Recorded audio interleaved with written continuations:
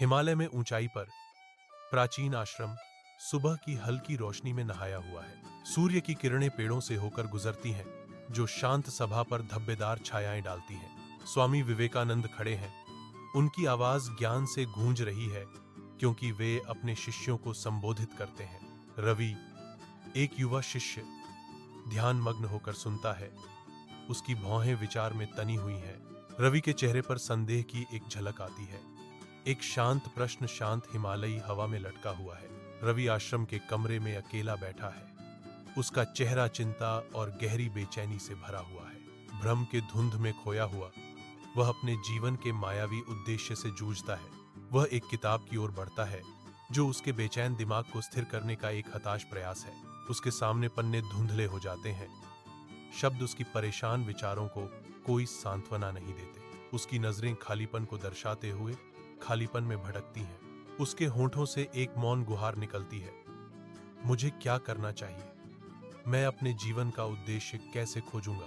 शांत आश्रम के बगीचे में स्वामी विवेकानंद कोमल चाल से चलते हैं। उनकी शांत निगाह प्रकृति की सुंदरता को निहारती है। खूबसूरत फूल और हरे भरे पत्ते उसके चारों ओर हैं। जैसे वह चलता है, रंगीन जीवन के बीच आंतरिक शांति का एक चित्र। रवि आता है। उसकी भौहें चिंता से तनी हुई हैं। उसके कदम हिचकिचाते हुए हैं, क्योंकि वह मार्गदर्शन चाहता है। संदेह रवि के चेहरे पर छा जाता है, क्योंकि वह अनिश्चितताओं की बात करना शुरू कर देता है। स्वामी विवेकानंद की शांत उपस्थिति में सांत्वना की तलाश करता है। स्वामी विवेकानंद अनंत धैर्य से सुनते हैं। उनकी आंखें गहरी समझ और करुणा दर्शाती हैं। कर्म ही पूजा है, रवि, स्वामी विवेकानंद कहते हैं। उनकी आवाज शांत और आश्वस्त करने वाली है। स्वार्थी उद्देश्यों के बिना कर्म करो और तुम सत्य का ज्ञान प्राप्त करोगे। उज्जवल गांव के सूरज के नीचे रवि उद्देश्य के साथ चलता है।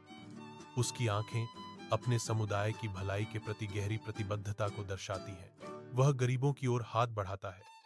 उसका स्पर्श कोमल और करुणा से भरा होता है, जो पोषण और समर्थन प्रदान करता है। रवि बीमारों की देखभाल करते हुए चिंता से अपनी भौहें सिकोड़ लेता है।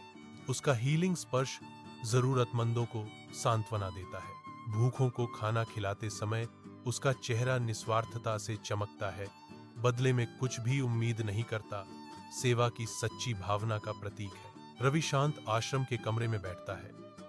ध्यान के माध्यम से भीतर के तूफान को शांत करने का प्रयास करता है। उसका चेहरा एकाग्रता का मुखौटा है। फिर भी क्षणिक विचार उसकी भौहों पर झिलमिलाते हैं, जिससे उसका ध्यान भंग होता है। एक गहन शांति छा जाती है, जो अप्रत्याशित शांति की लहर में उस पर छा जाती है। उसकी आंखें फड़फड़ाती हैं, एक आंतरिक प्रकाश को दर्शाती हैं। एक नई स्पष्टता उसकी विशेषताओं को उजागर करती है।